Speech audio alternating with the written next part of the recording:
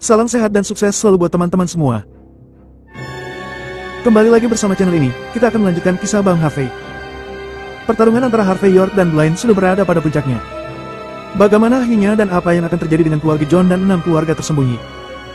Nah, di dalam gameplay ini, inilah kisah Bang Harvey chapter 5570 sampai 5574. Chapter 5570. Sekarang, hidup dan matimu ada di tanganku. Selama aku memberi perintah, aku bisa melenyapkanmu. Harvey York berkata dengan ringan.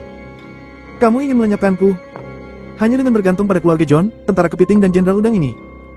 Mengandalkan prajurit genetik Amerika Serikat. Mengandalkan pasukan berani mati dari negara pulau. Atau mengandalkan kekuatan dewa perangmu sendiri. Karena itu, Harvey York bertepuk tangan dengan ringan. Seiring tindakannya, banyak sosok tiba-tiba muncul dari balik tembok. Murid gerbang surga, siap bertarung untuk Master York. Murid aula penegakan hukum Longman, siap mendengarkan perintah. Keluarga Patel Golden Sands, siap untuk hidup dan mati bersama Tuan York. 6 keluarga tersembunyi, sama. Ketika teriakan pecah ini keluar, semakin banyak orang yang muncul yang segera mengelilingi mereka. Harvey York tidak melakukan gerakan ekstra dari awal hingga akhir, hanya memandang Blaine John dengan acuh tak acuh.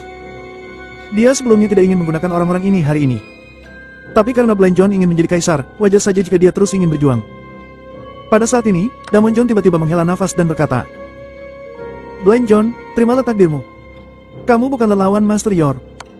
Kamu jangan memikirkan dirimu sendiri, tetapi pikirkan juga 3.000 anggota keluarga John kita. Bagaimanapun, apa yang akan kamu lakukan adalah pengkhianatan besar. Akui kesalahanmu sekarang. Selama keluarga John kita memiliki sikap yang baik, mengingat aku memiliki penghargaan dan kerja keras untuk negara H di masa lalu. Kamu dapat terhindar dari hukuman mati. Tapi jika kamu tidak mengakui kesalahanmu sekarang, aku khawatir aku tidak akan bisa menyelamatkanmu. Jelas, Damon John benar-benar tidak mau untuk menyaksikan keluarga John benar-benar menurun. Otot-otot di wajah Blaine John sedikit berkedut.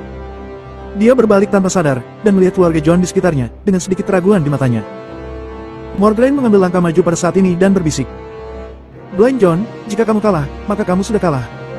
Akui nasibmu. Blaine John hendak mengatakan sesuatu. Tetapi melihat Shepard, yang terdiam beberapa saat, dia tiba-tiba tersenyum dan berkata, Omong-omong, Tuan Muda John, ada sesuatu yang ingin aku sampaikan kepadamu. Tahukah kamu? Mengapa Alia Kennedy ingin aku mati dan ingin kamu berada di posisi itu? Karena wanita yang akan menjadi nenekmu pada usia ini tidak bisa mendapatkanku. Dia membenciku karena cinta. Apakah kamu pikir dia menyukaimu dan berjanji untuk menggandakan kultivasi denganmu di masa depan? Kamu sebaiknya berhenti bermimpi. Kamu bahkan tidak melihatnya. Hari ini, dia berjanji padamu bahwa pasukanmu akan datang. Kamu. Wajah Blaine John berubah liar. Dia yang mampu mempertahankan tingkat ketenangan tertentu sebelumnya, sudah kehilangan ketenangannya saat ini. Wanita yang dia sukai, benar-benar menyukainya karena ini. Untuk seorang pangeran seperti dia, tidak ada yang lebih memalukan dari ini. Pada saat ini, Blaine John bergerak dan bergegas menuju tempat Shepard berada. Shepard, bagaimanapun, aku ditakdirkan untuk mengakhiri hari ini. Aku mungkin juga akan membawamu ke neraka. Pada saat ini, napas Blaine John meledak seketika, dan aura dewa perang menyebar darinya. Dia menekan telapak tangannya ke arah tempat Shepard berada. Jika satu jurus berhasil mendarat, Shepard yang sama sekali tidak memiliki pengetahuan bela diri, pasti akan menjadi tanah berlumpur. Generasi Dewa Perang memang sangat menakutkan. Harvey York menghela napas. Apakah kamu lupa? Aku berjanji pada Shepard untuk melindunginya. Chapter 5571. Harvey York segera melangkah maju dan mengayunkan tangannya. Plak. Suara yang renyah, tidak terlalu keras, tidak terlalu mengejutkan, terdengar. Namun, pada saat tamparan itu jatuh, Blaine John yang memiliki kekuatan Dewa Perang, merasakan tubuhnya seperti disambar petir. Saat berikutnya, tubuhnya terpental secara langsung, dan saat dia mendarat di tanah, seteguk darah menyembur keluar dari mulutnya. Niat membunuh dan ketegasan di tubuhnya menghilang pada saat ini. Darah mengalir keluar dari 7 lubang di tubuhnya. Generasi Dewa Perang sudah terbangkan dengan sebuah tamparan. Apa? Melihat adegan ini, penonton tiba-tiba terdiam, dan semua orang memandang Harvey York dengan tidak percaya. Tidak ada yang menyangka jika Blaine John yang memiliki kekuatan generasi Dewa Perang baru saja ditampar oleh Harvey York sesaat setelah menunjukkan kekuatan tempurnya. Tamparan ini tampaknya sederhana, tetapi pada kenyataannya, itu secara langsung sudah menghancurkan Blaine John. Ini, Harvey York sangat luar biasa. Pada saat ini, semua orang tiba-tiba mengerti. Yang disebut perwakilan aliansi seni bela diri negara H dan Tuan Muda Longman, memang bukanlah pertunjukan belaka. Tapi Harvey York benar-benar memiliki kekuatan tempur seperti itu. Dia dapat menghancurkan Dewa Perang sesuka hati. Dia adalah Dewa Perang. Selain itu pasti di atas Dewa Perang. Pada saat ini, apakah Karina atau Ibu Kiabe, mereka semua mengerti.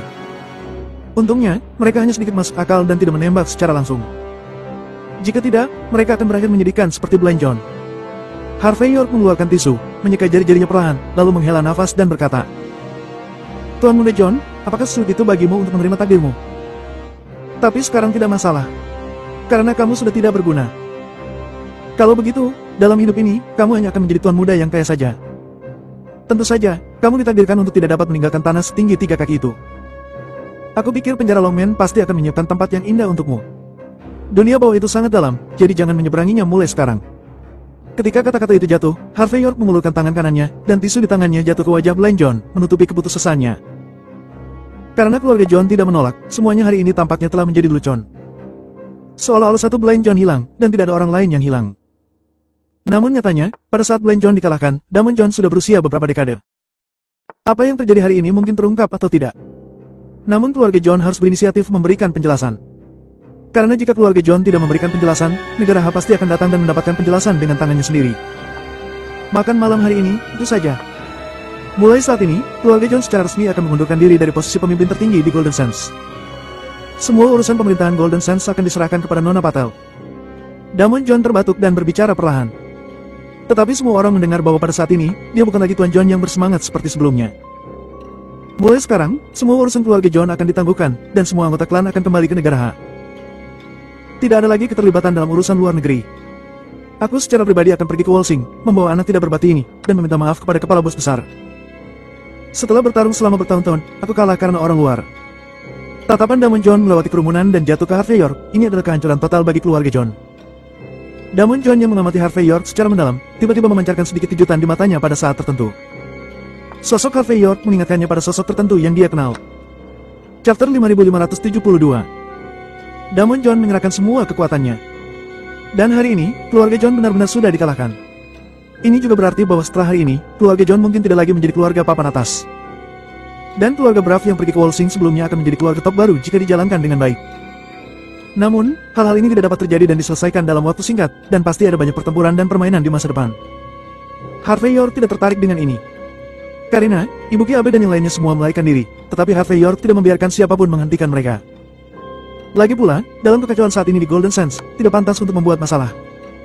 Adapun Aula panjang umur, Shepard memiliki wewenang penuh untuk menanganinya.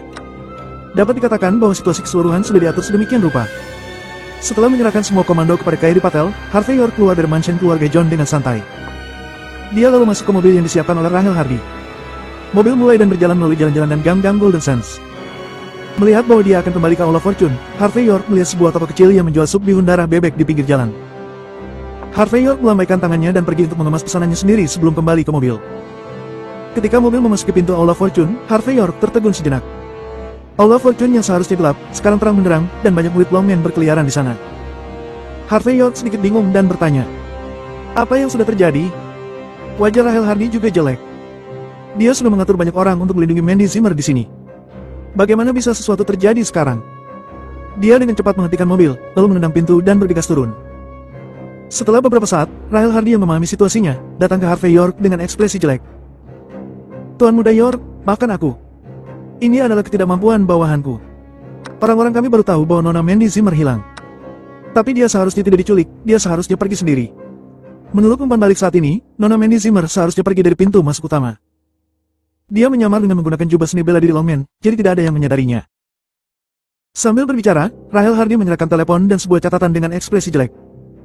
Ada foto di telepon, dan di foto itu ada sosok yang akrab dengan Harvey York. Tapi ada dua tulisan tangan ramping di catatan itu. Terima kasih. Kedua kata ini begitu singkat sehingga Harvey York merasa tertekan. Dia dengan paksa menahan detak jantungnya, dan kemudian perlahan berkata, apakah kamu sudah tahu kemana dia pergi? Rahel Hardy dengan cepat membuat beberapa panggilan lagi. Kemudian dia berdiri di samping Harvey York dengan tangan ke bawah dan berbisik. Sesuai masukan dari semua pihak. Pada saat yang sama ketika kita pergi ke perjamuan keluarga John, Nona Mandy Zimmer naik pesawat ke Gangnam. Seharusnya saat ini, dia sudah tiba di luar kota sekarang, dan itu sudah 1 jam sejak mendarat. Tuan Muda York, apakah aku perlu menghubungi pemimpin cabang Longmen di sana dan memintanya untuk membantu menemukan Nona Mandy Zimmer? Mendengar kata-kata di luar perbatasan, Harvey York menghela napas lega, karena dia mengerti apa yang akan dilakukan Mandy Zimmer. Selama dia mencari manik-manik si bermata dua, dia pasti akan muncul di konferensi Saifu di kuil puncak awan.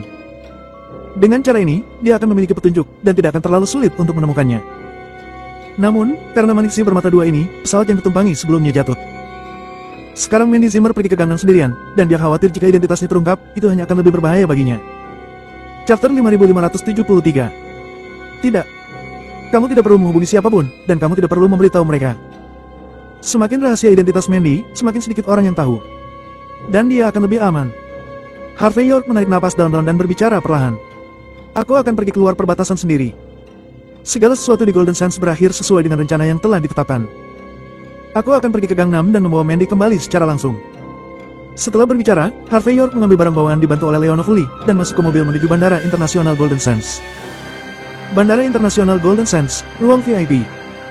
Meskipun Harvey York datang terburu-buru, sayangnya, tidak banyak penerbangan antara kota di Gangnam dan Golden Sands. Hanya ada 2 penerbangan bola-balik di pagi dan sore hari. Mandy Zimmer sedang dalam penerbangan malam, jadi tidak peduli seberapa tidak sabarnya Harvey York, dia hanya bisa menunggu penerbangan pagi.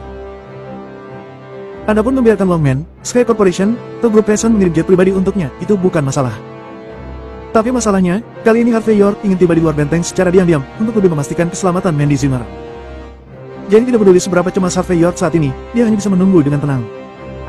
Tepat ketika Harvey York memejamkan mata dan beristirahat selama beberapa jam, bandara telah mengumumkan kedatangan pesawat dan semua orang siap untuk pemeriksaan keamanan. Di ruang VIP di mana hanya ada beberapa tamu, tiba-tiba menjadi sedikit ramai. Di pintu masuk, lebih dari selusin pria dan wanita masuk. Di bagian depan, ada beberapa pria kokoh berjas. Harvey York melihat ke arah mereka tanpa sadar, dan kemudian tampak sedikit aneh. Meskipun pria-pria kekar ini mengenakan setelan jas yang pas, Harvey York selalu merasa agak tidak pada tempatnya karena suatu alasan. Seolah-olah binatang buas yang seharusnya berjalan di pegunungan dan hutan tiba-tiba berubah menjadi anak kucing domestik. Dan di belakang pria-pria garang ini, ada seorang wanita yang terlindungi dengan baik. Wanita itu terlihat muda, paling banyak berusia sekitar 20 tahun. Dia tidak memakai riasan, tetapi dia memiliki kelincahan dan kecantikan alami. Dia seperti tuan dari pria berjas ini, dan pada saat ini, di bawah perlindungan mereka, dia langsung pergi ke sudut ruang VIP dan duduk. Setelah Harvey York meliriknya beberapa kali, dia berhenti melihatnya. Meskipun dia melihat bahwa identitas gadis itu seharusnya luar biasa, tetapi ini tidak ada hubungannya dengan dirinya. Tepat ketika Harvey York hendak melanjutkan memejamkan mata, seorang pria tampan berjas berjalan ke arahnya. Setelah itu, pria tampan berjas ini merentangkan kaki kanannya dan menendang kursi yang diduduki Harvey York. Tindakan vulgar ini membuat Harvey York sedikit mengernyit, tapi dia masih mengangkat kepalanya dan berkata dengan ringan. Apakah ada yang salah? Pria berjas itu menunjuk ke belakangnya, dan melihat para tamu yang semula berada di ruang VIP saat ini, semuanya didorong menjauh. Seorang pria parubaya dengan perut besar yang tampaknya memiliki status yang cukup besar mencoba melawan, tetapi ditampar di belakang, dan dia harus berguling dan merangkak pergi. Setelah Harvey York melihat itu, pria tampan berjas itu berbicara dengan singkat. Tempat ini bukan untuk orang-orang sepertimu berada. Setelah berbicara, pria berjas itu menendang koper Harvey York ke pintu masuk. Di koper, ada liontin yang diberikan Mandy Zimmer kepada Harvey York sebelumnya. Liontin plastik kecil itu jatuh menyentuh kaki orang itu. Chapter 5574. Mata Harvey York menjadi dingin saat ini. Awalnya, dalam hal karakternya, dia tidak akan berkonflik dengan orang-orang saat ini. Tetapi pada saat ini, tindakan pihak lain membuat ekspresi Harvey York sangat sulit untuk dilihat. Dia menatap pria tampan berjas di depannya, dan berkata perlahan. Aku membeli kelas bisnis, dan tentu saja aku bisa beristirahat di ruang VIP ini. Kamu sudah menghancurkan barang-barangku, dan kamu masih ingin mengusirku dari sini. Bercerminlah dan lihat dirimu, apakah kamu layak melakukan ini?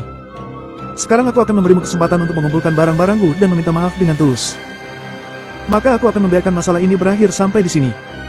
Meminta maaf padamu? Pria berjas itu tertegun sejenak, dan hendak menamparkan wajah Harvey York. Keluarlah. Apakah kamu tidak mengerti apa yang aku katakan? Plak. Sebelum tamparan pria berjas itu belum jatuh ke wajah, Harvey York telah mendaratkan tamparannya terlebih dahulu. Pria berjas itu terguling mundur dan wajahnya terdapat bekas tamparan yang merah. Bajing, beraninya kamu memukulku. Melihat Harvey York berani melawan, pria tampan berjas itu langsung membuka kancing jas dan mengeluarkan pedangnya. Jangan kasar. Pada saat ini, seorang gadis tiba-tiba angkat bicara. Awalnya itu masalah pribadi kita.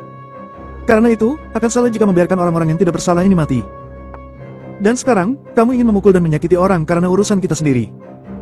Jika ini terus berlanjut, itu akan merusak keberuntungan kita dan meningkatkan ganjaran karma. Menyerahlah. Dan minta maaf pada pria ini. Mendengar kalimat ini, wajah pria itu seketika berubah. Dia kemudian berkata dengan ekspresi lembut. Nona telah mengajariku pelajaran yang berharga. Namun, saat berbicara, dia masih menatap Harvey York dengan galak. Kemudian dia dengan enggan berjalan mendekat dan mengambil koper Harvey York sebelum meletakkannya dengan berat hati di samping Harvey York. Alex Carroll menatap Harvey York dengan tatapan tajam dan berkata dengan kejam, "Maafkan aku." Meskipun dia meminta maaf, tetapi dia tidak memiliki ketulusan sedikitpun. Harvey York memandang pria itu, jika pihak lain dengan tulus meminta maaf, dia tidak akan peduli. Tapi permintaan maaf pihak lain itu seperti mencoba bunuh diri. Melihat adegan ini, Harvey York berkata dengan dingin, "Prasyarat untuk permintaan maaf adalah berlutut. Apakah kamu tidak diajari oleh orang tuamu? Atau kamu tidak tahu aturan sama sekali, bajing? Aku sudah minta maaf padamu, tapi kamu masih ingin aku berlutut." Dia mencibir saat ini. "Aku yang akan membuatmu berlutut." Saat berbicara, telapak tangannya mencoba menekan bahu Harvey York. "Jika aku jadi kamu, aku akan berlutut dengan patuh sekarang." Ekspresi Harvey York terlihat membosankan. "Karena, jika aku melakukannya selanjutnya, itu bukan hanya tamparan lagi." "Oh, orang-orang dari dataran tengah, kamu berbicara dengan sangat keras." Alex Carroll mencibir. "Aku akan berduel denganmu hari ini, lihat apa yang bisa kamu lakukan." "Aku akan memberitahumu. Selama kita berduel, bahkan nonakku tidak bisa menghentikannya." Ini adalah kebanggaan klan serigala di Gangnam. Pria itu mencibir dan bersiap untuk menepuk bahu Harvey York. Menurut pendapatnya, meskipun Harvey York menamparnya secara tidak terduga barusan, itu karena hanya kecepatannya. Baginya, untuk menghadapi orang seperti itu sangatlah mudah.